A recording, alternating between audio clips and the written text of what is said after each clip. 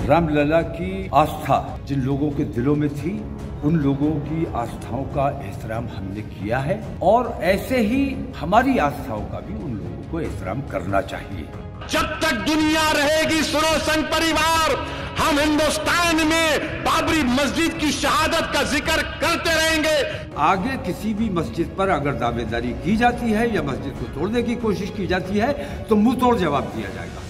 हम अपने बच्चों को सिखा कर जाएंगे इस दुनिया से, अगर हमारी सिस्कियां बाकी रहेंगी तो हम कलमा भी पढ़ेंगे और कहेंगे बाबरी मस्जिद की शहादत को याद रखो। आदाब, नमस्कार। मैं वसीम अख्तर और आप देख रहे हैं द लीडर हिंदी। अयोध्या में राम मंदिर की प्राण प्रतिष्ठा का वक्त नज़दीक आ चुका है। उससे पहले सियासी जुबानों से तमाम तरह की बातें हो रही हैं। मुसलमानों के रहनुमा, लीडर, कायद, नुमाइंदे, गर्द ये कि मुस्लिम चेहरे 22 जनवरी को जो कुछ होने जा रहा है या 6 दिसंबर 1992 को जो हो चुका है उसकी अपनी तरह से व्याख्या कर रहे हैं। इनमें दो नाम काबिल ज़िक्र हैं। एक ऑल इंडिया मजलिस इत्तेहादुल मुस्लिमीन AIMIM के सरबराह बैरिस्टर असदुद्दीन ओवैसी और दूसरे ऑल इंडिया इत्तेहाद मिल्लत काउंसिल IMC के चीफ मौलाना तौक़ीर रज़ा खान। ओवैसी कह चुके हैं कि अयोध्या में बाबरी मस्जिद थी और उसे ता क़यामत तक यही कहेंगे। जब तक दुनिया रहेगी सुनो संघ परिवार, हम हिंदुस्तान में बाबरी मस्जिद की शहादत का जिक्र करते रहेंगे। दुनिया को बताएंगे कि तुमने जाकर सुप्रीम कोर्ट से वादा किया था कि मस्जिद के एक ईंट को हाथ नहीं लगाया जाएगा।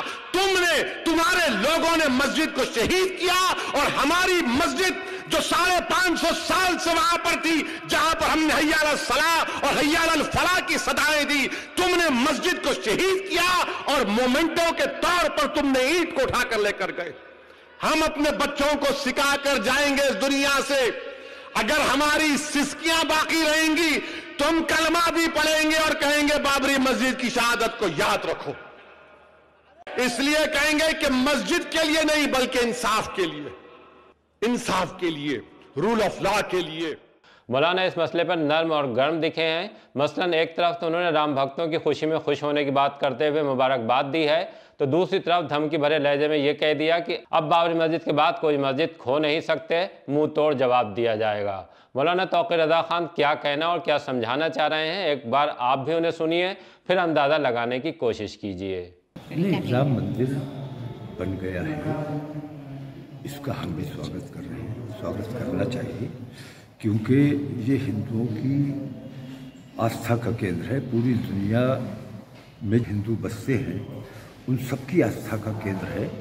तो राम मंदिर का शिलान्यास होने से आज तक हिंदुस्तान किन किन परेशानियों से गुजरा, इन तमाम चीज़ों को देखते हुए मैं ये कहता हूँ, हिंदू समाज ने जो कुर्बानियाँ दी हैं, सियासत अपनी जगह है, लोगों ने सियासत के लिए तमाम खेल खेले हैं, लेकिन वो एक आम हिंदू जो तमाम तकलीफ़ें और परेशानियाँ उठाता था, आंसू गैस भी चल रहा है, गोली भी चल रही है, लाठी भी चल रही है, लेकिन इसके बावजूद वो राम के नाम पर निकल के आता था।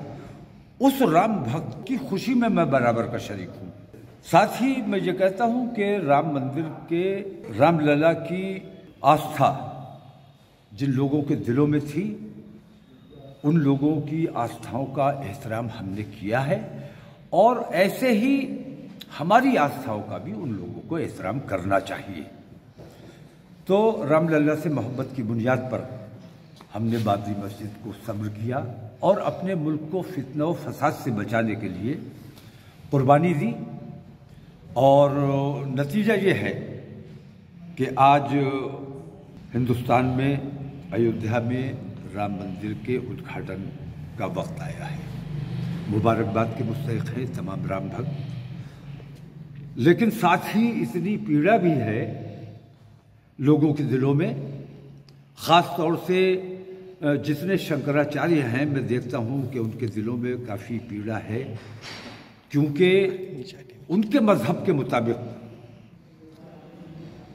प्राण प्रतिष्ठा का जो मामला है वो शंकराचार्यों की जिम्मेदारी है, उनके द्वारा किया जाना चाहिए।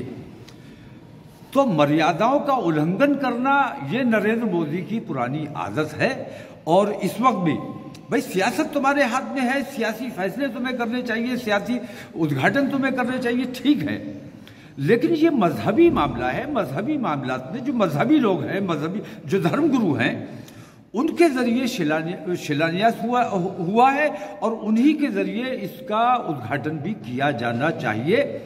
मैं पुरी के शंकराचार्य के समर्थन में खड़ा हूँ कि उन्होंने जो कहा है कि मर्यादा पुरुषोत्तम के मंदिर का उद्घाटन होने जा रहा है और मर्यादाओं को पामाल किया जा रहा है, ये बहुत अफसोस की बात है।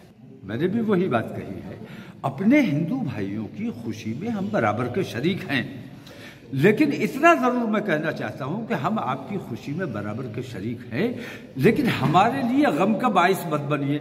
हमने अयोध्या अपने मुल्क में अमन व अमान बनाने के लिए बाबरी मस्जिद को सब्र किया और अपने भाइयों को खुश होने का मौका दिया। खुशी में उनके हम बराबर के शरीक हैं, लेकिन ये फ़िरका परस्त ताकतें जो हिंदू मुस्लिम दंगे कराना चाहती हैं, फसाद कराना चाहती हैं, 1000 मस्जिदों की लिस्ट लेके बैठी हुई है।